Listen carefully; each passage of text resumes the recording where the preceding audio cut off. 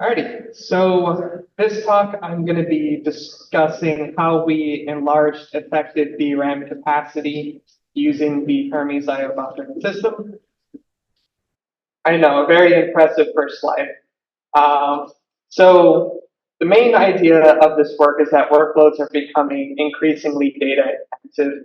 A lot of applications like clustering algorithms, AI algorithms, all of these kinds of applications are analyzing more data that can reasonably fit memory.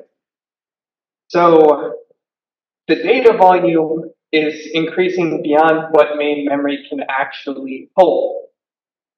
There are two main solutions to this problem. The first solution, the most common solution, just buy more DRAM. And then the second solution that's also applied often is out-of-core programming. So the first solution with just buying more DRAM, the biggest pro it has, you don't have to change applications. Jay Lofstead yesterday was talking about how making changes to HDF5 would be difficult because it would require an extreme investment by scientists in the DOE and all of these labs in order to actually integrate changes that even if it made life simpler in the long run, in the short run, it is an expensive venture. And in addition, the main con to this approach, though, of just buying more DRAM, is that DRAM is very expensive. Compared to persistent memory and NVMe, DRAM is the most expensive of all of them. Hard drives are about 20 times less expensive, and NVMe's are about 15 times less expensive. The second is that DRAM has a very high energy cost. Even if you could just spend everyone's tax dollars on buying a bunch of DRAM, you're going to waste the entire power supply. The entire nuclear arsenal would be dedicated to just funding your machine for all the DRAM capacity that you're using. So at this point in time, we're reaching about the maximum amount of memory we can reasonably have in machines. Increasing DRAM capacity further is going to be difficult. So the second solution, outside of just increasing DRAM, is to resort to out-of-core processing.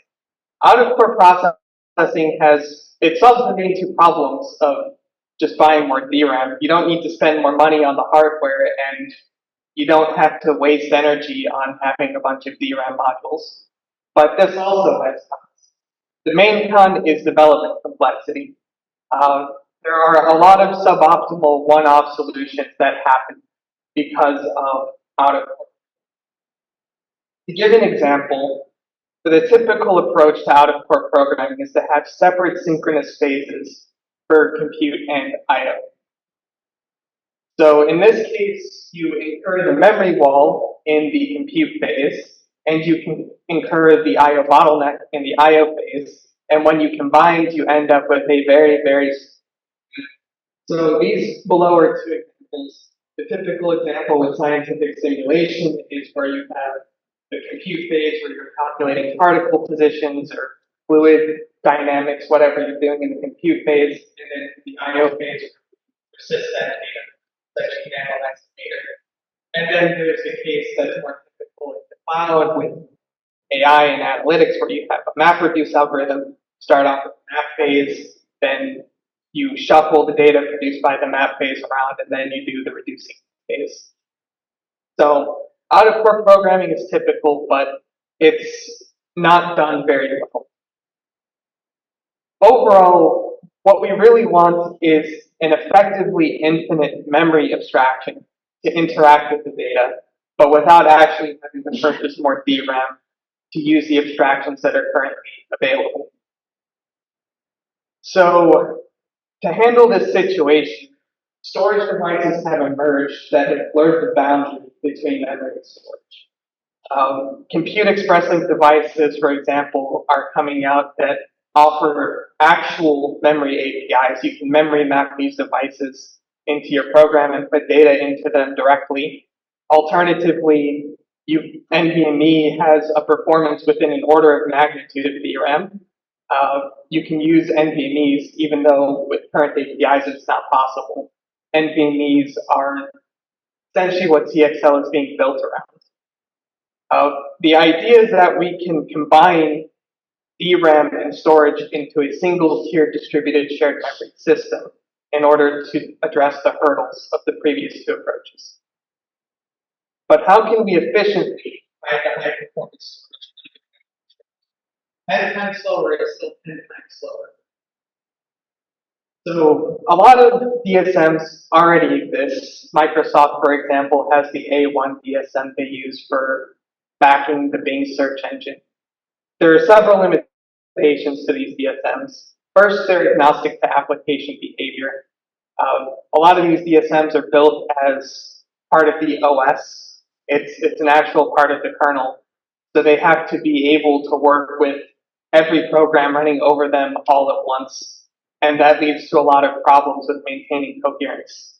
You have to constantly perform these flurries of messages whenever someone writes to something. If process one writes to the same data as process two or the same page as process two, you're going to have to go through all of these invalidation steps. You're going to have to do locking, and that creates a lot of overhead.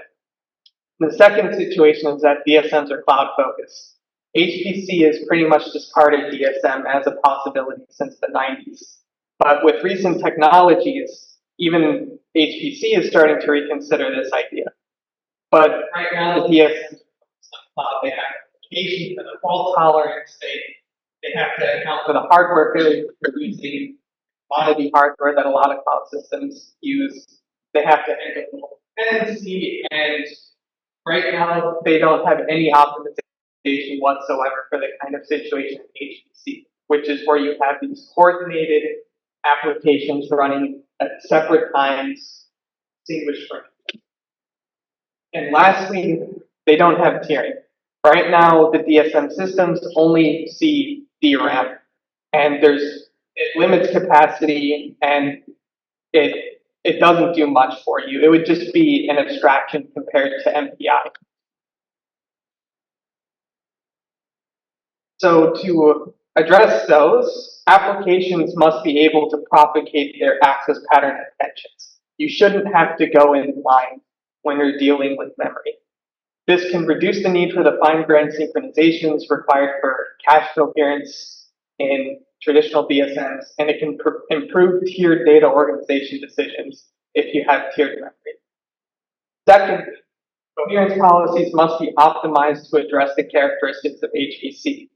HPC is coordinated, and you do not always need these aggressive cache evictions. For example, read-only analysis workflows never need to invalidate caches because they're never writing to them. Third, new data placement and prefetching policies must be developed to address memory behavior rather than storage. So in this work, we built the MegaMap adapter to Hermes. So MegaMap provides a durable, persistent, and intuitive DSM system that allows massive data sets to be presented as memory. So you can memory map an HDF5 file, for example.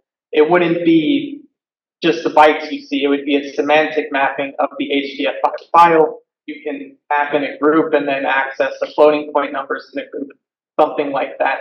And this would reduce the amount of core complexity of clustering algorithms, the development of these kinds of algorithms based off of this. Secondly is the user-driven transactional memory access API. This allows you to propagate memory access intentions so that you can make better decisions in cache coherence and data organization policies. And third, an intent-aware memory coherence optimization, which improves the latency and bandwidth of memory accesses based on workload characteristics. And lastly is tiered data organization policies, which minimize I/O stall times by leveraging heterogeneous storage and advanced knowledge of access pattern intent. So first I'll talk about the abstraction. So in this example, I show how to implement the inertia calculation in k-means using our approach. First, we get the rank and number of processes. Then we memory map a data set called points.parquet, which contains particle positions. We bound the amount of memory that's available to be used by this system to 1 megabyte. So at any point in time, each process can use no more than a megabyte of data sets. And then we define this as the partition flow of the rest space, meaning that each process gets its own segments of the data set. K-means is an embarrassingly parallel algorithm, so it fits well to the kind of design that we have. And then we begin our transaction. So this is just a simple sequential transaction. Our process iterates over the local region of a data set. It's only a read, and then we calculate the sum of square distances and return that distance. So overall, this algorithm doesn't require the user. If I wanted to perform K-means clustering over a data set 60 terabytes in size, I would not have to go to the IO system itself in order to access this data. It would just look like. So the other idea here, this is a fairly intuitive API. It's not particularly crazy to understand what's happening here. The idea is that it doesn't have to be a significant burden to users in order to define the access pattern intention. It's similar to just using a C++ iterator, which most programs already use. So it's not a huge overhead to the users in order to actually use our transactional API. It's simple enough that existing applications would not need extensive modifications in order to be adapted to this platform. Next, we'll talk about some of the considerations to HPC. So, as we mentioned before, we use Hermes as the fundamental backend of this system. We have a lightweight adapter called the MegaMap library, which exposes this vector API. And internally, we have a private cache, which is where memory pages are stored in the context of the process. And then we have the Hermes runtime, which runs a separate process, which is where coherence is maintained, where other processes can actually access data. At the end of the day, when process one writes a megabyte of data to MegaMap, it first goes to the private cache, and eventually it ends up in the shared cache. And the shared cache is where ultimately other processes can see that same data. And then in the Hermes runtime, it has all of the things there. It has data organization policies, data stager. 5 minutes? Oh, wow.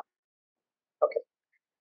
I'll move on quickly. So the main thing here is that Hermes will automatically ensure that the data remains consistent across workload stages, and we can ensure cache coherence using the Hermes runtime.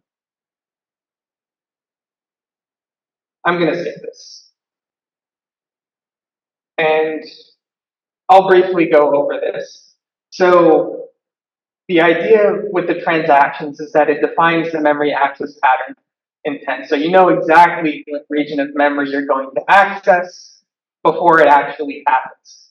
This allows us to essentially, I'm not going to go over the entire algorithm, but the idea is that you can, since you know exactly what memory is going to be accessed, you can aggressively bring things in and take things out.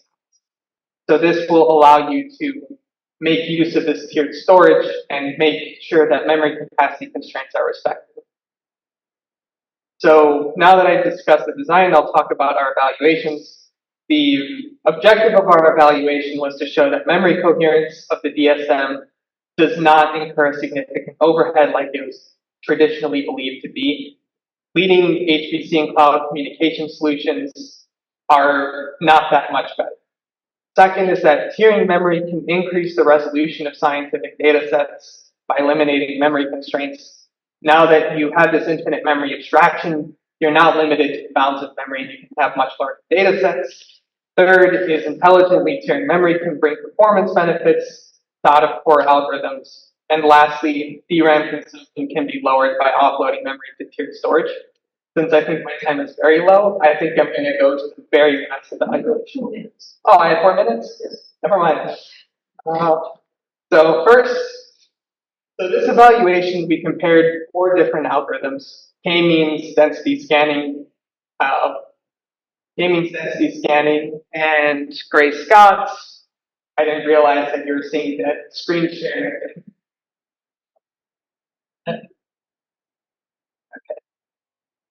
Oh, we had 4 algorithms there. So the general observation here is that our mega map based algorithms are they scale at least as well as their alternative approaches. They scale as well as the MPI based algorithms. They scale as well, actually better than the Spark based algorithms. And we can see that it's not that bad. You can use a DSM abstraction without having a significant performance overhead. Second, we can do more science. So this evaluation, we ran the Gray-Scott algorithm. Gray-Scott is a scientific simulation. It calculates the reaction between 2 chemicals. So here we vary the characteristic dimension of the Gray-Scott algorithm. Gray-Scott it creates a grid of size L by L.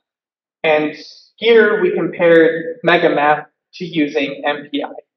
It turns out that after around dataset size 3008, the MPI-based algorithm crashes because it runs out of memory.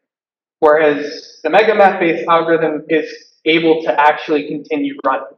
And it runs to completion, doesn't run forever.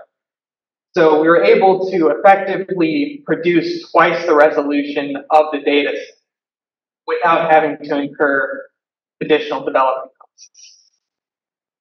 Third, the last evaluation I'll talk about is we can just use less memory. So in this evaluation, we again compare the 4 algorithms, k-means, random forest, density scanning, and Gray-Scott.